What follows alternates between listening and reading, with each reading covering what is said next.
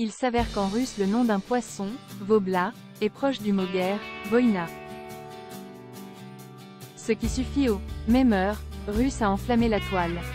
En Russie, il est interdit de critiquer l'opération spéciale contre l'Ukraine, illégal de discréditer l'armée russe et rien que prononcer le mot « guerre » peut être considéré comme de la diffusion de fausses informations. Or, au cours des derniers mois de 2022, des mèmes, ces images ou gifs légendés repris d'innombrables fois sur Internet, représentant un poisson ont proliféré sur les réseaux sociaux russes, y compris sur la plateforme liée à l'État, décontacté. Plus précisément, il s'agit d'une variété de gardon qu'on trouve dans la Volga et la mer Caspienne, et qui est mangée sans sauce sur du papier journal, arrosé avec de la bière. Il s'avère qu'en russe le nom de ce poisson, vobla, est proche du mot guerre, voïna.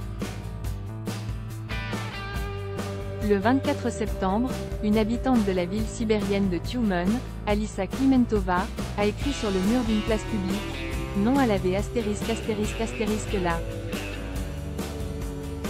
Arrêtée et présentée à un magistrat, elle a expliqué qu'elle protestait contre cette espèce de poisson qu'elle déteste. Le juge, nommé Romanov, a accepté sa défense et ordonné qu'elle soit libérée et que sa boîte de bâtons de trait lui soit restituée. La conséquence a été l'explosion de memes Ziktiens. L'humoriste russe, Semyon Slepakov, résident en Israël, a écrit une chanson dans laquelle il exploite le gardon comme métaphore filée pour critiquer la guerre et l'autoritarisme poutinien. Postée sur YouTube, le 14 octobre, elle a été vue 2,6 millions de fois. Des images se sont propagées montrant le poisson barré d'un trait rouge. De fausses couvertures de livres et affiches de films se sont multipliées représentant Vobla épais, de Tolstoï, La Vobla des monts, de Wells, La Vobla des étoiles, de Lucas.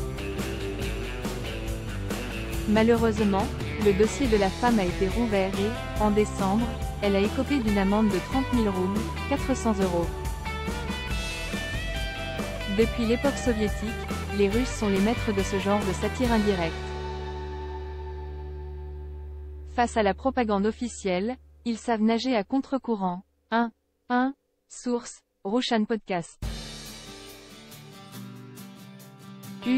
Reason.com, globalvoices.org, medusa.io, Gron News. Article extrait du magazine Causeur numéro 109 au février 2023, édition numérique, acheté à lire aussi. Du même auteur. Abonné. Guerre russo-ukrainienne, le char Sun ne gagne pas la guerre Ukraine. Le crépuscule de Wagner. Abonné. L'armée française, le grand déclassement.